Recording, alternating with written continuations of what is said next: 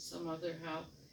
And I heard the lady from Mother Earth talk about it, that the one lady that grew a garden, she used the urine and used 10 parts water and 1 part urine, and she used that for the, I think it was nitric acid, to put on her garden. And her plants were better than the other people selling at a market. They grew better. So what you do with the feces is you throw sawdust on top of it, and then you put it in your compost pile. After a year, you can actually use that on your garden. It's because it mixes with all the eggs and all the food scraps or whatever you have. So you can use it again. You can use it so it's not a waste of anything. So that's what I bought, but I also went to the dollar store to see if I could find a little container, because being women, you're going to use that more than the other um, for your urine. And I was able to find one, but it was too tall, so now one that would fit that bucket, and just put it in there instead of a bag, because if I can't get a bag, then what? So there are solutions, you just have to think what you can do. So now I'm looking for another one, another container to put in there. Let's see, there's about inflation. The prices will skyrocket, which they're already doing. Food prices, the gas prices. We're not going to have the food production that we had because of the cost. And so we're going to have supplies of food that we're not going to get. What resources do you already have? Look in your cupboards and see what you do have. And then you need to, how much do you need to keep your family eating for 3 months? Do you have enough supplies in your kitchen to keep you alive?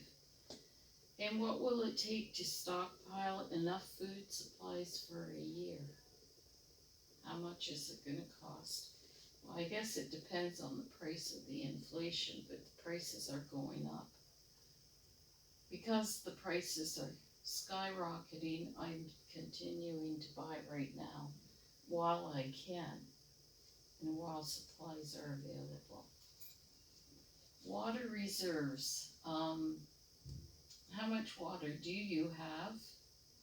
And you're going to need at least 1 gallon of water per person for drinking and sanitation.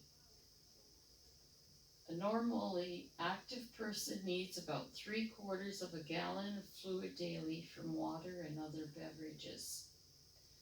I have a ProPure water filter, which was a gravity type filter system, and now I can't even buy the filters. So already the company is having problems getting filters. But I did find out that the Berkeley water filter will fit the system I have, and it's expensive, but it will last for 4 years. So that's not bad if that filter will clean your water.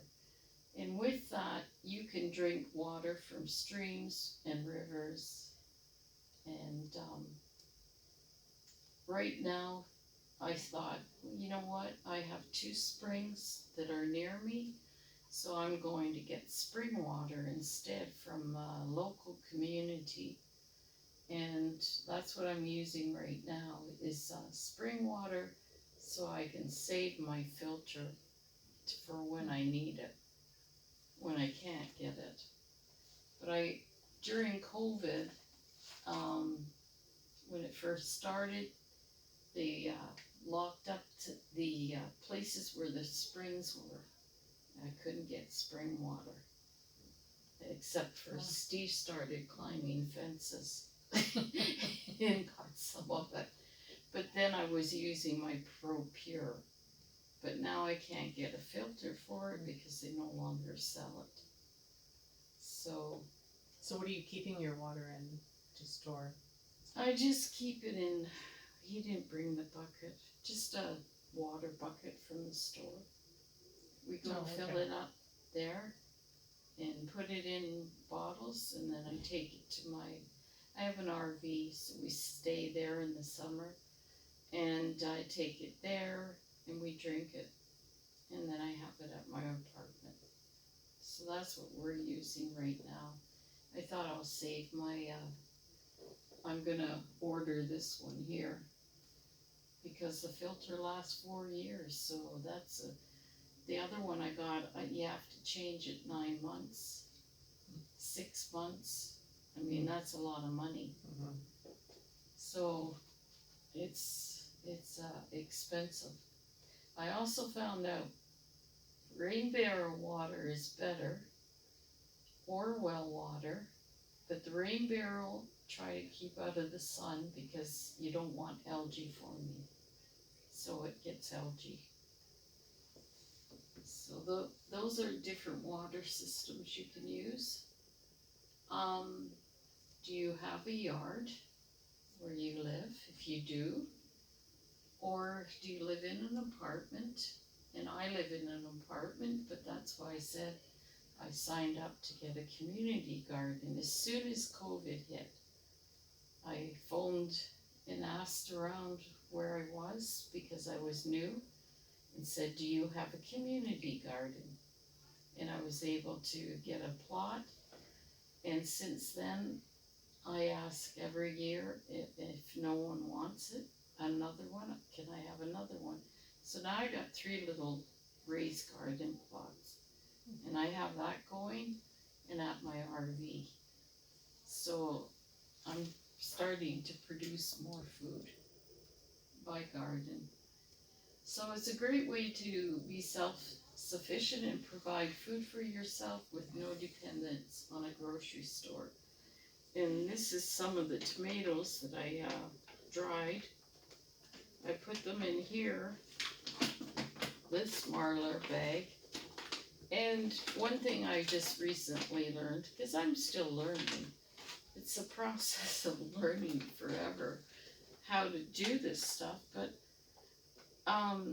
I've been dehydrating that and fruits, and they said they'll last 2 years longer in one of these bags. Some of them you can put oxygen absorbers in, and some things you can't. So I would go and type it online, whatever you're dehydrated, if you're dehydrating, and look it up and ask if it needs an oxygen absorber. Where did you get your bags? I got them from 72 Hours. Oh, okay. I try to go through Canadian companies because when COVID hit, it was hard to get just any bags. Amazon was wiped out. Yeah. And I found Amazon, I couldn't get anything. And then I found a lot of Canadian stores were wiped out. But I got this from a BC. Actually, I even got some herbs like, I don't know, Swedish bitters. Have you heard of that? I ordered it. I typed it in online and I put CA or Canada because I just want Canadian companies, and I was able to find a company in BC and they shipped it out. Just like I'm getting the Marlar bags from BC. But there's some in Calgary. This here is brown sugar. If you put oxygen absorber in there, it'll turn it like a lump of hard. Yeah. So that's why I'm saying really read, just type it in while you can and find out. And I date it so that I know when I got this brown sugar. And I'm gonna use the old stuff first, usually, but sometimes I can't reach it because we're putting it in a storage unit. They say no food, but I have a lot of food in buckets. and I'm putting it in because I have nowhere to put it. 10 by 20 container. Actually, we've been sleeping on food storage for 28 years. There you 28 go. years. We've been sleeping on it. So whenever I'm hungry, I just reach underneath myself, grab myself a can of peas and open it up, and we're all set. So you can do it that way too. We sleep on them. Okay, so I was gonna say buy heritage seeds because they will reproduce. You pay more money. My mom got this one. My mom died. She paid almost $1,000 for all her stuff like this and had it shipped back here. Because no one in my family out there wanted it. And she was in Alberta. But PV Mart, if you have a PV Mart here, it's a farm store. I go there all the time and I can get heritage seeds and they're in bigger envelopes, cost more money, but that's what I'm putting in my garden so I can reproduce the seeds. So that means I'll be eating for years. If you buy those other, they've been tampered with, the seeds in the grocery stores or dollar store, whatever. So I try to buy the heritage. That's my recommendation. Basically, since COVID came, I've been spending a lot of time learning online. I have, and I've been watching videos on doing food and preserving food, wilderness cooking, survival. I've been doing a lot of that, learning more skills, and that's what I've been doing. Learn how to hunt, fish, forage, and learn how to use non-electric appliances and wilderness school. And my mom had some non-electric appliances from Tupperware, and I shipped them back, and I'm using some of them, Steve? And graders, and even the Mennonite stores, they have some secondhand stores where we are. I pick up stuff from them too. And I found out from the Mennonites I can even get a non-electric blender. Yeah. Oh. Yeah, so they have all kinds of stuff we can use. Because if there's a power outage, what are you gonna do? And I like the conveniences that we have. But if we don't have power, they're useless. So I do a lot of looking around and researching. And like I said, I said, Steve, let's make our money go further. So I started going to the garage sales, buying candles, buying little containers. And that's where I found this little thing, the composting toilet. And he even gave me the sawdust. In a bucket. The bucket alone at Walmart is $4.99, and it's $1.99 for the lid. And he gave me a bucket, and I paid $10 for both. So I got a real good deal. So it's just I have to buy more sawdust for the toilet. This one here, do not expect your neighbor to feed you and your family, as they won't have enough food for you and your family of 4, 5, whatever. Another thing is a lot of the members of our church, the Church of Jesus Christ of Latter-day Saints, and I learned this, have been told, and I see it, over 50 years to store a year's supply of food. We've been told and warned and warned and warned to buy food, and that's probably why my mom and dad were doing it too, because they were told to store food. And I found out 87% of the members of my church have not gone and got food. They do not have a year's supply of food. So you can't expect members of our church to help feed you, cause they don't have it either. They're too busy buying cars and nice TVs like this one, Yeah, yeah, we'll take that home with us. and nice houses instead of, living within their means. They're doing that. So you do need to buy enough food for your own family. This actually happened to us in Toronto about 7 years ago. I was at work, and I had to work till 10 o'clock at night, and there was a freezing rain warning that came up. Well, that was a week or something. We Yeah. had freezing So rain. I I don't know about. got home from work, and I thought, oh, I made home because I don't want to be slipping all over the highway and that. And I guess the rain, it turned into freezing rain, and it accumulated on the hydro wires, so they're so heavy. Yeah. So a good chunk of North York and part of Scarborough and East York were without power for over a week. Yeah. And so, you had people living on high rises, like 30 floors, 26 floors high, and 30 floors high. They couldn't use the bathroom or nothing because everything's run by power. And so, they couldn't get up and down through an elevator because I was all down. All their stuff in their fridge all spoiled and that, so they had no food and all that. So they were going to the mayor of Toronto, I guess was Rob Ford at the time. Mhm. And they were saying, well, you got to help us and all that. And Rob Ford said, well, I can help you because, Well, we're not prepared they for this. opened these buildings up and you could stay there. Yeah, on recreation cars. centers, But then you have to worry about theft and stuff like that. And homeless people are in there Yeah. also and stuff like that. And so, they were basically no facilities at all. And they were like that for just over a week. And so what he did was he shipped these hot dog trucks in, but then people were fighting because the hot dogs ran out and stuff like that. So they had all these fights, and the police came in and stuff like that, and had to spell. So I guess that's how important this is, just for a situation like that. We were able to, so it's kind of good that we were able to witness, that and see what was going on, and that was only a small part of Toronto. So if there's something happened over the course of the province of Ontario, Ontario's got 14.5 million people, and you can just imagine the chaos. We were even told by our landlord, do you have somewhere to go? Yeah. Because he said if he'll leave and we have to go. Yeah, we were renting a basement Yeah. apartment of a house at the time, and so we were lucky because the light flickered off and on, and it went off.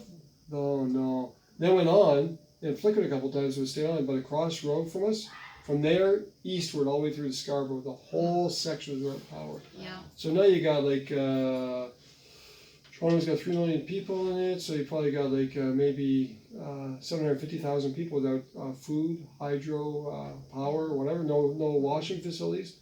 People were actually going in the park and just going to the bathroom in the parking lot. So now you have a sanitary problem and stuff like that.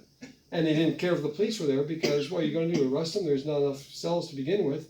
And second of all, they were probably hoping for that because at least they'd have food and a place to stay and stuff like that. But they just, it was just wild. We It was don't just, know what's ahead of us.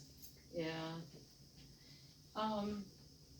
Decide how much money you have every month to put towards your food storage. I know one friend of mine says, I don't have money. I said, well, I spend at least $100 every month and just put it for food and supplies. That's what I do. It's, if you can afford it, not everyone can. But you have to work within your budget, I guess. Yeah, whatever you can afford. And if you have a jar, you need a jar of spaghetti sauce, buy 3.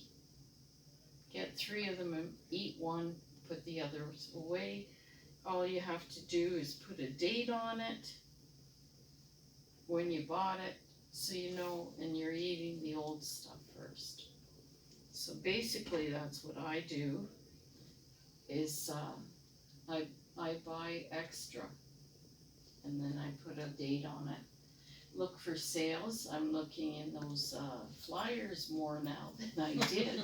Now since COVID, I'm spending more time looking, and I buy from farmers and the Mennonites and markets. And at the end of farm roads, they usually have signs for food if they're selling it. So we pull into them, Steve, and get food. I even go here and go to grocery aisles, and some stores have them and some don't, where they have produce that's marked down. And what I do is go to the grocery store, look at the produce. I look to see how bad it is, if it's overripe, whatever. If it's not real bad, because people won't buy it if it's marked. I cut off scars, etc., or if it's a little bit started, I'll cut it off. Then I'll cut it up, put it on the dehydrator, and then I just put it in a can, I put it in these bags, or put it in there if I want to eat it right away, in a jar. And what I am doing at our RV this year so far, because I've been able to do it, is I'm putting all this dehydrated food into my salads, my soups, my rice. And I was telling the other class, I had, it was this, but in a jar. I had dried red peppers, 2013, that I had dried it. And I thought, oh, the color was faded. But the color I found out won't fade if I use these. Light. Because the light's not coming in. So I thought, you know what? I'm gonna get these because it's gonna keep it 2 years longer than what I had. And I had some in jars, but they were in my storage unit. 2013 red peppers. And the color was faded a bit. And I thought, oh, should I throw this out? But I decided to open it. It didn't smell bad. So I'm actually using it, throwing it in salads and rice. And it gives it flavor. And it's okay. And I just used a regular dehydrator. So it will last quite a while. And so I'm using it up before it gets worse. So what is it, 2022? And that was 2013. That's almost 10 years. When you're building up your food Yeah, storage, the part that I'm kind of struggling with is, so you're saying, okay, yes, buy 3 when you're buying 1, yeah. but when are you rotating it and when are you replenishing that? When Because I'm you, trying to visualize when you how go, much is a year's worth. oh, okay, well, actually I will cover that when I do the other. But when you go to the store to buy more, then you eat the old ones. That's when you start eating up the old ones. So you rotate it right away, basically. Right, but, You'd have so to, so you buy 3 Yes. and then you're eating 1, so 2 get stored. Yeah. Next time you go shopping, you're buying 3 Just more buy- and, yeah. okay. And eat the old stuff. Right. And just stock it that way. My sister prefers another method, but I'm using that too, but I don't do it like she does. She doesn't want to do it this way. This is the way I was taught. She likes to do it the recipe way, which I'm going to talk about, that you store it by the recipe. You pick what you want for so many meals, and you can rotate it that way too. So we'll talk about that. I guess it depends also on the amount you want, because a year's foods, we've seen a person with a year's food supply, and there was a basement of their house in Hamilton, and they just had shelves. It almost looked like a grocery store. It was like shelves and shelves and shelves and all that. Yeah. So it depends on the situation you live in and how much room you have available in that too. See, You might I not be don't able have to room. house a year's supply. You might be able to house 3 months supply instead. It all depends Yeah. on your living conditions and the amount of room you have. A person with a 580 square foot apartment would store less, obviously, than a person with a 3-bedroom home or something like that. So yeah, Yeah, it depends on your situation. we didn't have the room, and I said, Steve, the food storage, we got so much. My landlord is not a happy camper. Yeah, so we have a 10 by 20 garage storage unit. Yeah. Yeah, and we just started putting it in there, so I can't see what I have is good. Because it's got a lot in there, but I can't see it. And we took some of it from under our bed. It's a cheap bed, cheaper than IKEA. Yeah. Yeah, we've been sleeping on it for a while. Is she wanting me to wait till she comes back? No, she's, Okay. Short-term food supply is what you're talking about, because anything you buy from the grocery store is your short-term. And it's kind of like a fast food, supply, cause you're not gonna wanna cook a big meal every single day. So it's a fast relief to cook something. And sometimes it's, what do you call it? Like a feel-good food, you know what I mean? comfort food. Yeah, comfort. You do need some comfort food because we're used to it, right? We grew up with it. But it's good for that to have a little bit extra. So I decided I'll put some more. I started buying spaghetti sauces and stuff already made for fast foods. Because I have chronic fatigue and fibromyalgia, and sometimes I'm just too tired and I don't feel like cooking from scratch. But those days I'll grab something from there. And sometimes comfort food is good too, because my mother-in-law, Jeanette and Rob's mom, she passed away, I believe, at 87 years old.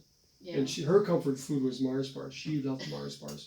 And so for Christmas, we got her a big box of Mars bars, and she was so happy. And she's eating that. So you figure it's processed food. The sugar's not good for you, but she still lived to be 86, 87 years old. So I guess, especially when you're upper ages Well, it like made that, her happy. she earned it. Yeah, that's right. Yeah, and when you're that old, like when you're like 87 years old, yeah, why not? Go and enjoy your life. That's Yeah. right. Sure. That's right. But you do need it sometimes. You need comfort food, and that's why I got that big bag of popcorn. Because I bought that from the Mennonites. And actually I bought it in Toronto. We used to live in Toronto, so I was able to go to this store. And I saw it in the Mennonite store. So I go, I know where this is. And I would buy some stuff in Toronto and Scarborough. Yeah. And they're open on Saturday mornings, the first Saturday of the month. And you can go there, but only till noon. But they're open all week too. But they're open all week, but their hours are short.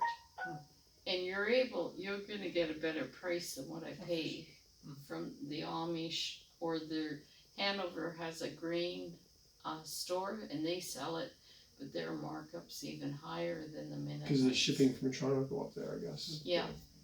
So I suggested to the other class that if they wanted some of those supplies, what they should do Sounds like Rob's phone. is they could actually have somebody go down there and buy it if they had a truck. Oh. And buy a Sounds supply and bring it up here somewhere at a meeting spot and everyone pick it up.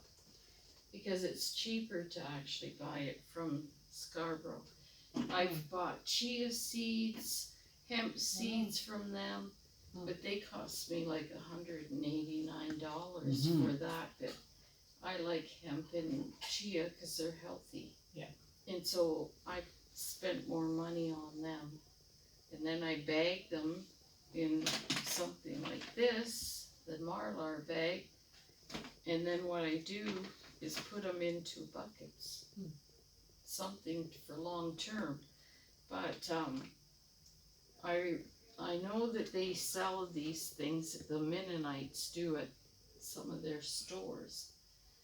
And because of that, I asked them specifically if they'll order it for me.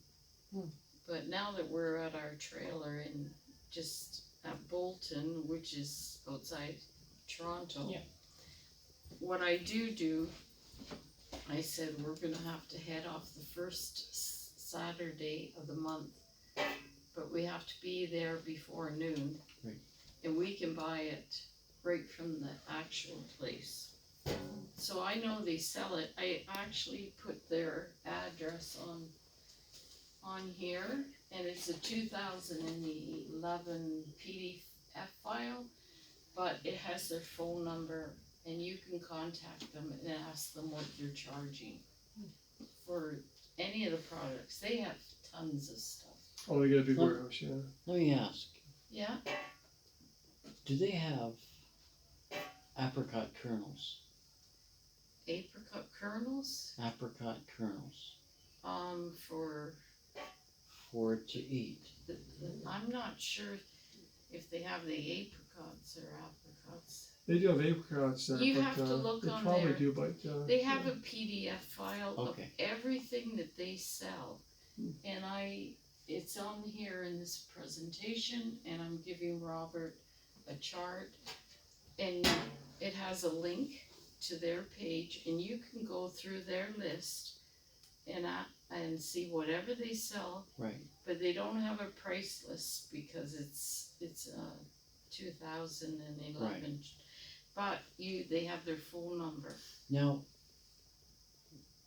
anybody here eat apricot kernels?